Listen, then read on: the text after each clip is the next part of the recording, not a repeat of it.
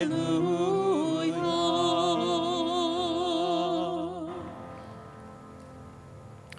The Lord be with you. A reading from the Holy Gospel according to Matthew.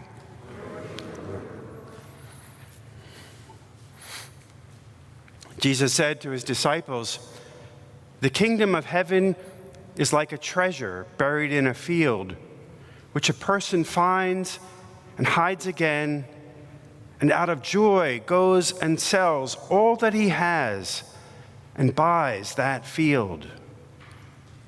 Again, the kingdom of heaven is like a merchant searching for fine pearls. When he finds a pearl of great price, he goes and sells all that he has and buys it. Again, the kingdom of heaven is like a net thrown into the sea, which collects fish of every kind. When it is full, they haul it ashore and sit down to put what is good into buckets.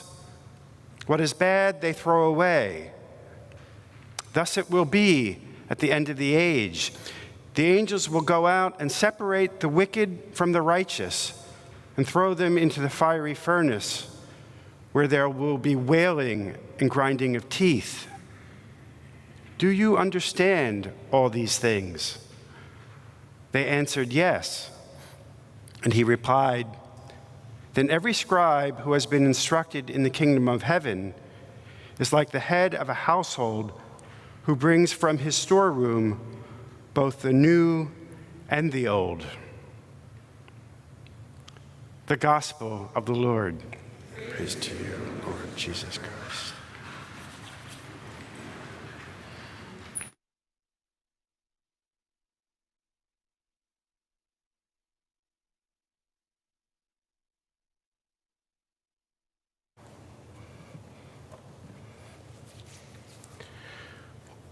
What is your treasure?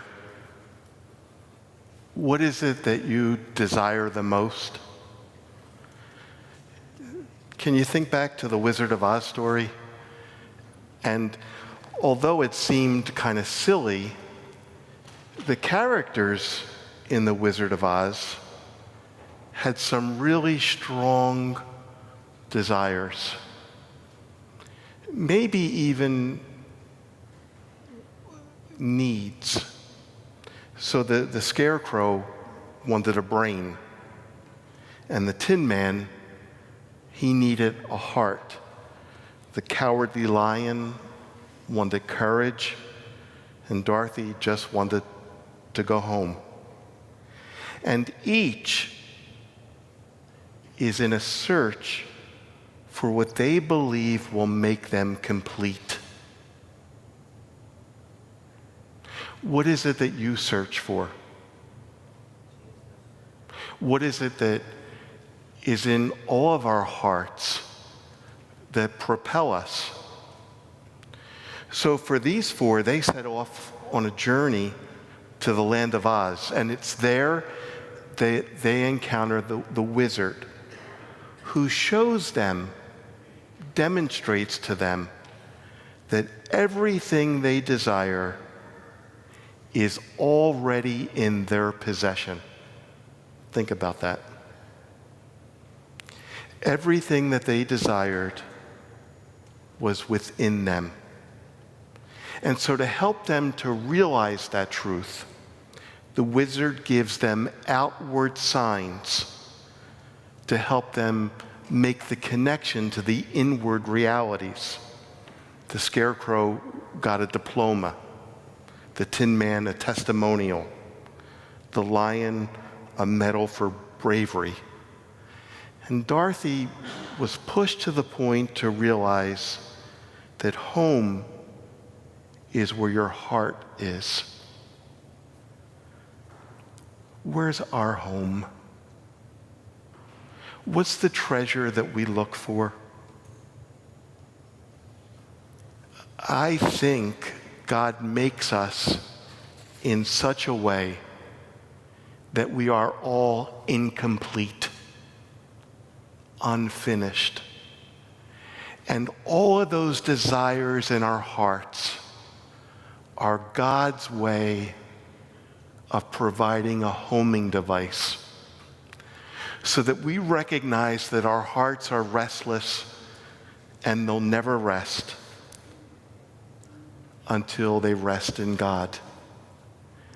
And at the very same time, God provides for us, within us, everything we need. All that we seek is within us. So I hope when I ask the question, do you have desires? You scream out loud and clear, yes. We all do. But there's a bigger question to consider. And the question is, how do you use your discerning mind and your discerning heart to recognize which of those desires bring us closer to God or further away from God? And so Solomon, who could have asked for anything, a long life, more riches, his discerning mind and heart pushed him to realize that he needed wisdom to do the work that God was asking him to do. In the letter from Paul, we hear that everything works in unison to bring us closer to God. And Matthew uses the parable of the treasures.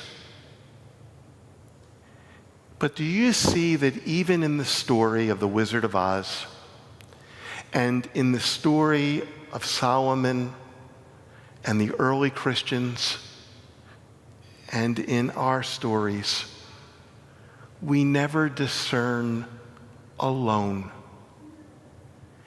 It's always in a sense of being connected to others. Solomon in connection with the people of God. Paul recognizing that each of the smaller churches make up the bigger church.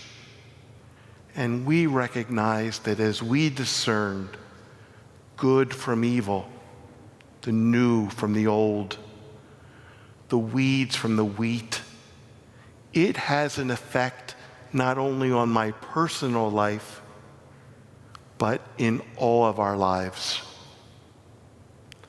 And so we here at St. Norbert's are continually looking for a roadmap to make us better Christians, to help us, if you will, on this Sunday, to recognize that Scripture is inviting us to be discerning,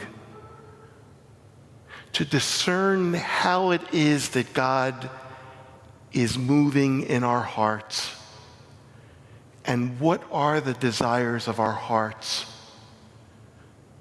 that can bring us closer to God.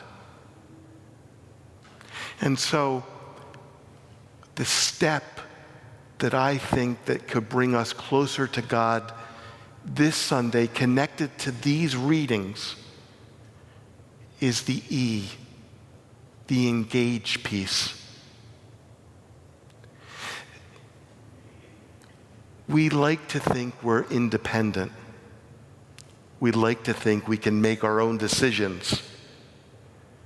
But the reality is, you're connected to someone. You love others, and others love you.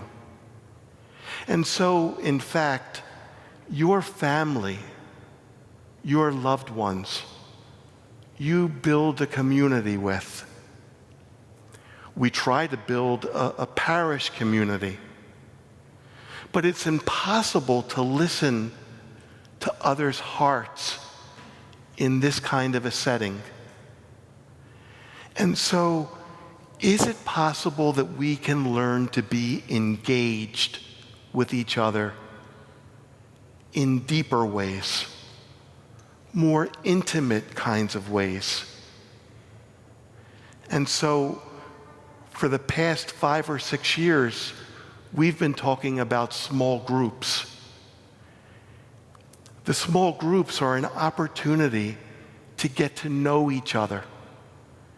And I promise you that being in a small group will bring you closer to Jesus.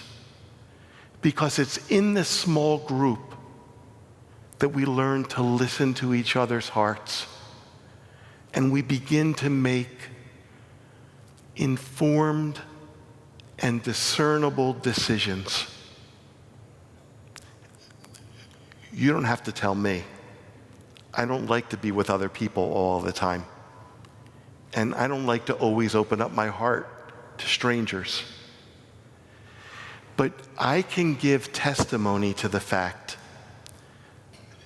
that through Alpha, through walking with purpose, through That Man Is You, through Bible study groups, people get to know each other, and we slowly begin to take risks and expose ourselves and share with each other. So you'll say to me, all right, COVID-19, I'm not going to any group. These groups, some of these small groups, have been meeting virtually all through this pandemic. Walking with Purpose and That Man Is You, I believe, is going to start up in September. But it doesn't even have to be that formal yet. Consider sharing with your loved one the desire of your heart. Discern with open heart and open mind, where is it that God is calling you?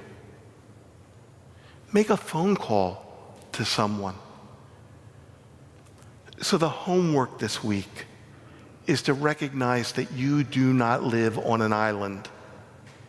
And in fact, we all need connections, faithful connections, where we can share from our hearts where we think God is leading us. But it can never be done in isolation. We need to listen to others. My brother and sister-in-law are really good at pointing out where I'm going in the wrong direction. And I'm sure that there are people in your life who can do the same thing. What is your treasure? What is it that's in your heart? Recognizing that the treasure is already there. God's love, God's unconditional love. Share that love. Do something for someone else. Serve. Think about how you might be generous with tithing.